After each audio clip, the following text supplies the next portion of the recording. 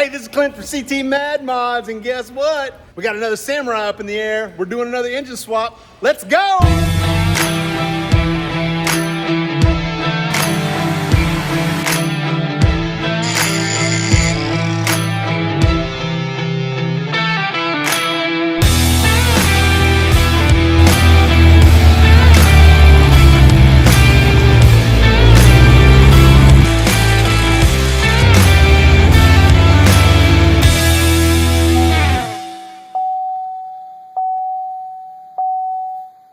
And of course, you know, I got some help. We're draining fluids. This is Kevin's rig. He got this in a mud hole, Lake Louise, for free. Guy couldn't get it unstuck. They went out and rescued it. And the basic gist is that it is a 1.3 liter, stock 1.3 liter, and it's got Toyotas and lockers and some sort of lift. I don't even know what. But we're gonna put a 1.6 liter 16 valve in it today. Got some 35-inch Mickey Thompsons on it. Them things are gnarly. Now that's done draining, let's get that engine out. I don't know who did this lift, but it wasn't me. This old 1.3 liter is very tired, and Kevin has a brand new 1.6 liter 16 valve that we're about to throw in it. It's been sitting over here in the corner. Thing looks great. Y'all are probably like, who cares about that? What's up with that diesel swap, bruh? Well, spoiler alert, I got another engine. We're gonna be swapping an engine out here pretty soon on the diesel swap Samurai. No, we did not loosen that. I just noticed that. I was like, holy crap. All right, we're draining fluids. Transmission's coming out. Yeah, you can almost stick your finger between these U-bolts. All right, we got all of the bottom side stuff. We are gonna pull the transmission with the engine. We gotta remove the radiator, got the starter disconnected, gotta do the fuel, disconnect all that. We're gonna reef this thing out of here. Been working on it for about an hour.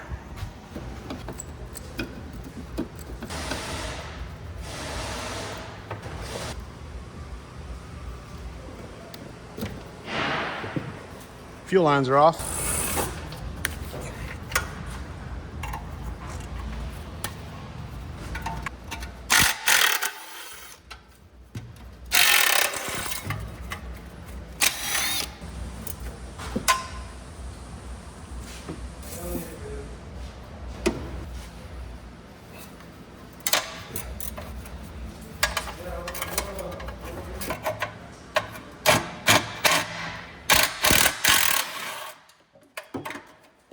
Aw, it won't fit.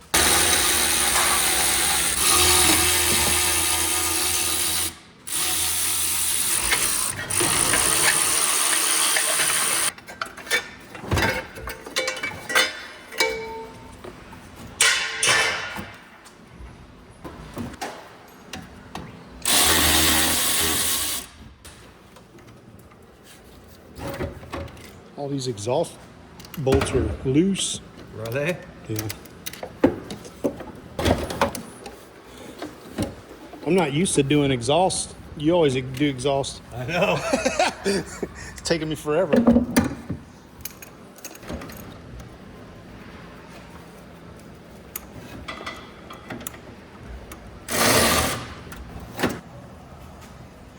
This thing's got a pretty neat power steering setup. I don't know where this came from, but it's got 1.3 LGL 8V on it. It's probably Trail Tough for somebody, I don't know. I've never seen it before though, pretty neat.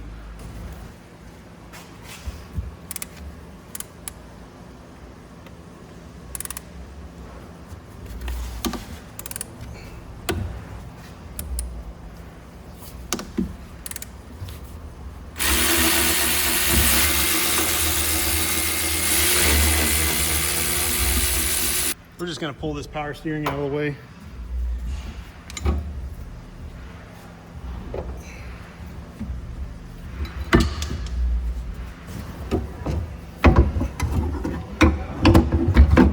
Let me show you this bracket a little bit better. It says 1.3 LGL8V.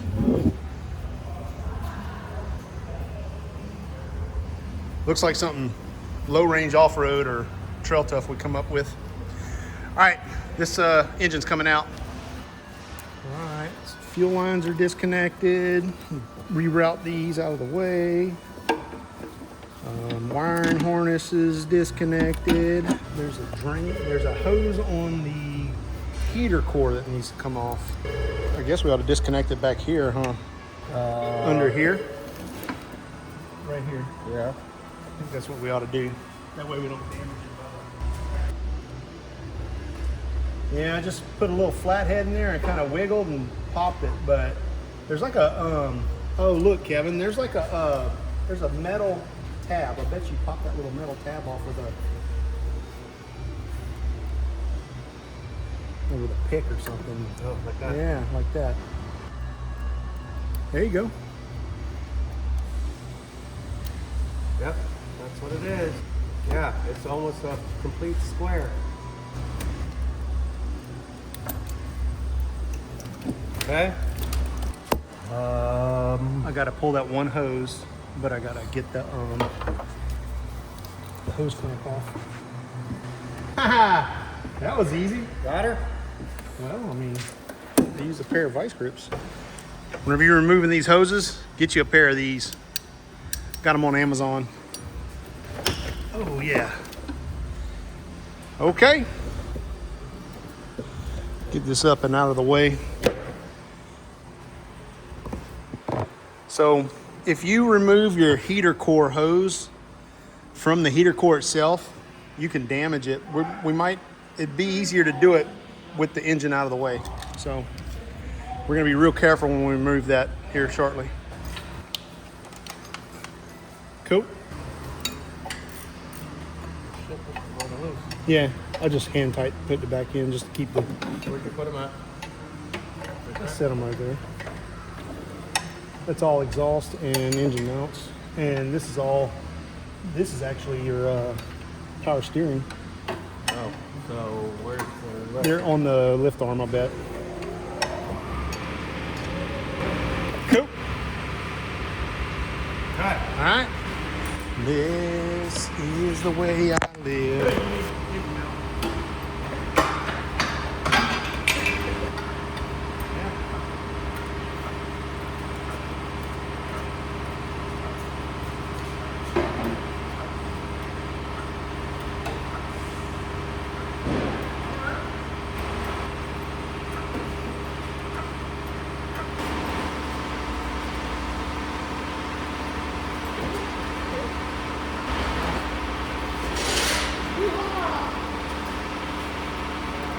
Yeah, she's a little greasy, boys. All I got to do is pull that starter bolt and these two transmission bolts, and the transmission's going to fall off. And then we're going to pressure wash that. And then we're hanging a wiring harness. He's going to pressure wash all this too. Wiggle, wiggle, wiggle. Sean showed up. Oh, you know what I wanted to do before? What?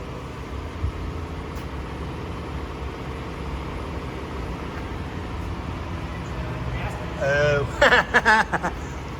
I just realized that when I saw it at eye level. We can do that in the rig. Yeah, it sits high enough. Just we won't put oil in it yet. Yeah. We'll drop the pan and then Take that gasket off. take the gasket off. Don't use oil pan gaskets on a Suzuki motor. Right. Yep. Never use a gasket on a Suzuki motor. Looks ready to go. Shall we? Let's.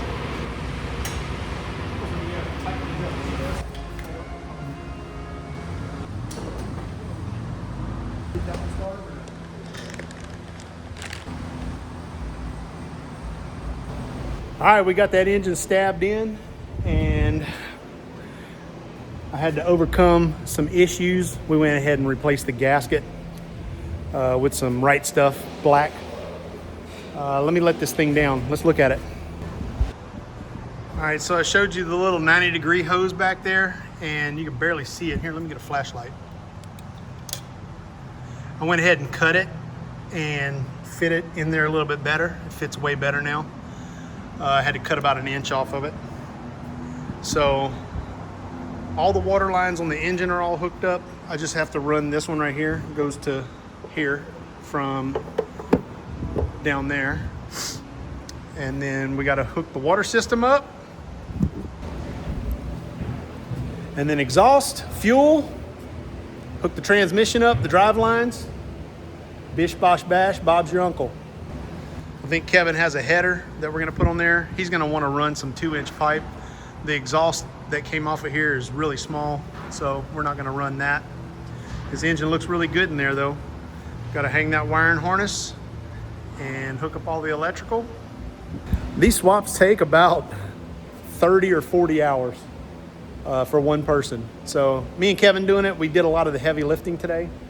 He needs to figure out what clutch he's gonna put in this. I told him just grab a stalker. That's what I have in mind. So he's probably gonna grab a stock clutch. I think I'm gonna end the video here because we're not gonna get much more done. This is gonna take us a few days to put this together. Just figured I'd come over here and help him out.